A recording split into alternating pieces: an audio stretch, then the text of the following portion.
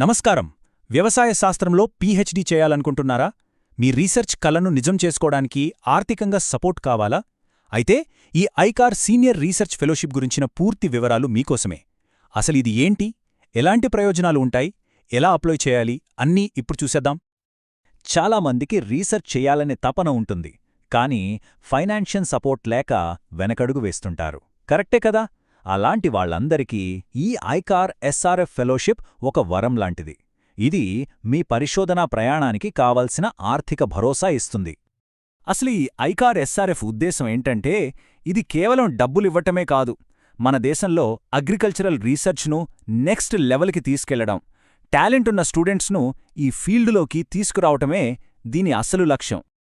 సరే, ఈరోజు మనం ఏమేం విషయాలు తెలుసుకోబోతున్నామో ఒక్కసారి చూద్దాం. ముందుగా అసలు ఎస్ఆర్ఎఫ్ అంటే ఏంటి, తర్వాత స్టైఫెండ్ ఎంతొస్తుంది, ఎవరెవరు అర్హులు, సెలక్షన్ ప్రాసెస్ ఎలా ఉంటుంది, step by step application process, ఇలా అన్ని వివరాలు చూద్దాం. అయితే అందరికన్నా ముందు అందరూ చాలా ఆసక్తిగా ఎదురుచూసే టాపిక్, ఈ ఫెలోషిప్ వస్తే ఫైనాన్షియల్గా ఎలాంటి బెనిఫిట్స్ ఉంటాయో చూద్దాం. ఈ ఫెలోషిప్లో 2 కేటగిరీలుగా స్టైఫెండ్ ఇస్తారన్నమాట. వెటర్నరీ సైన్సెస్ చదివేవాళ్లకి నెలకు 12,000 రూపాయలొస్తుంది. అదే అగ్రికల్చర్ లేదా దానికి సంబంధించిన ఇతర కోర్సులు చేసేవాళ్లకైతే నెలకు 8,640 రూపాయలిస్తారు. ఈ నెలవారీ స్టైఫండ్ మాత్రమే కాదండోయ్, ప్రతి సంవత్సరం రీసెర్చ్ ఖర్చుల కోసం అదనంగా 6,000 రూపాయల కంటింజెన్సీ గ్రాంట్ కూడా ఇస్తారు. అంటే మీ రీసెర్చ్కి అవసరమైన పుస్తకాలు కొనడానికైనా, ఫీల్డ్ వర్క్కి వెళ్లడానికైనా ఈ డబ్బును వాడుకోవచ్చు. ఇది రీసెర్చ్ చేసేవాళ్లకి చాలా హెల్ప్ అవుతుంది.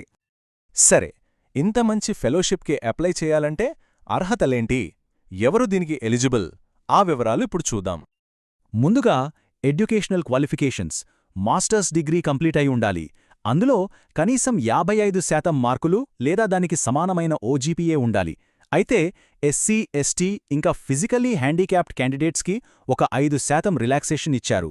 ఇంకో మంచి విషయమేంటంటే, ఫైనల్ సెమిస్టర్లో ఉన్నవాళ్లు కూడా అప్లై చేసుకోవచ్చు. కానీ ఒక్క కండిషన్, ఎగ్జామ్ డేట్ కన్నా ముందే వాళ్ల డిగ్రీ పూర్తయిపోవాలి. ఇక్కడ చాలా ముఖ్యమైన రూల్ ఒకటుంది, దయచేసి జాగ్రత్తగా వినండి. ఈ ఫెలోషిప్ మీకు రావాలంటే మీరు మాస్టర్స్ డిగ్రీ ఏ యూనివర్సిటీలో అయితే చేశారో అక్కడ కాకుండా వేరే అగ్రికల్చరల్ యూనివర్సిటీలో పీహెచ్డీ చేయాలి. ఇది compulsory rule. So university select చేసుకునేటప్పుడు ఈ పాయింట్ అస్సలు మర్చిపోవద్దు.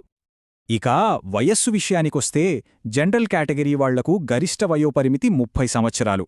అదే ఎస్సీ, ఎస్టీ లేదా పీహెచ్ కేటగిరీ వాళ్లకైతే 35 ఏళ్ల వరకు, ఓబీసీ వాళ్లకైతే 33 ఏళ్ల వరకు అవకాశముంటుంది.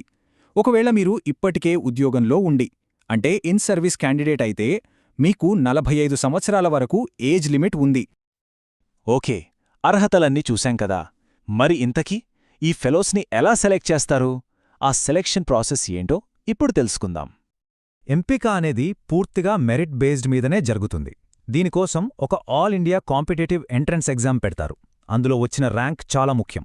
ఆ ఎగ్జామ్తో పాటు ఏదైనా గుర్తింపు పొందిన యూనివర్సిటీలో, అది స్టేట్ యూనివర్సిటీ కావచ్చు, ఐకార్ డీమ్డ్ యూనివర్సిటీ కావచ్చు, లేదా సెంట్రల్ యూనివర్సిటీ అయినా పర్లేదు, అక్కడ పీహెచ్డీ ప్రోగ్రాంలో అడ్మిషన్ కూడా సంపాదించాలి. ఈ 2 జరగాలి. సరే, అంతా బాగుంది. ఇప్పుడు అప్లై చేయడం ఎలా, ఆ అప్లికేషన్ ప్రాసెస్ ఏంటో స్టెప్ బై స్టెప్ చూసేద్దాం రండి. చూడండి, మొత్తం 5 సింపుల్ స్టెప్స్ ఉంటాయి. ఫస్ట్, ఆన్లైన్లో రిజిస్టర్ అవ్వాలి. తర్వాత మీ పర్సనల్, ఎడ్యుకేషనల్ డీటెయిల్స్ అన్నీ ఫిల్ చెయ్యాలి. 3వ స్టెప్లో అడిగిన డాక్యుమెంట్స్ని స్కాన్ చేసి అప్లోడ్ చెయ్యాలి. 4వది అప్లికేషన్ ఫీజు కట్టడం.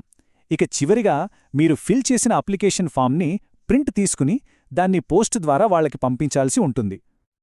ఇక్కడొక ముఖ్యమైన విషయం, అప్లికేషన్ సబ్మిట్ చేశాక ఏవైనా తప్పులుంటే సరిచేసుకోవడానికి ఒక్కసారి మాత్రమే అవకాశమిస్తారు. ఒక చిన్న కరెక్షన్ విండో ఓపెన్ అవుతుంది. ఆ టైం అయిపోయిందంటే ఇంక ఎలాంటి మార్పులు చేయడానికి వీలుండదు. కాబట్టి ఫిల్ చేసేటప్పుడే డబుల్ చెక్ చేసుకోండి.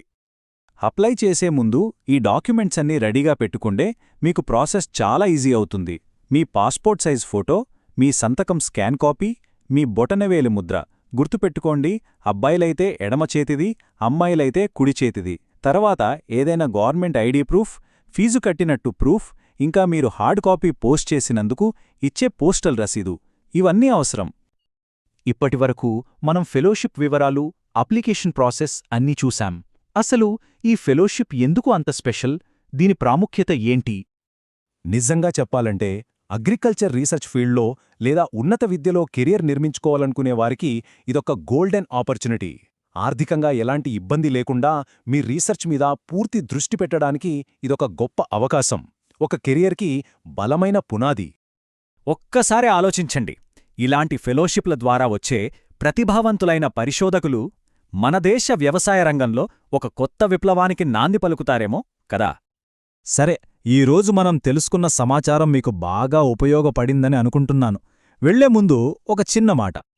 ఈ సమాచారం మీకు హెల్ప్ అయిందనిపిస్తే తప్పకుండా లైక్ చేయండి. మీలాగే పీహెచ్డీ చేయాలనుకుంటున్న మీ ఫ్రెండ్స్కి, కొలీగ్స్కి దీన్ని షేర్ చేయండి. భవిష్యత్లో ఇలాంటి మరెన్నో ఫెలోషిప్లు, అవకాశాల గురించి తెలుసుకోవడానికి సబ్స్క్రైబ్ చేసుకోండి. మళ్ళీ కలుద్దాం. ధన్యవాదాలు.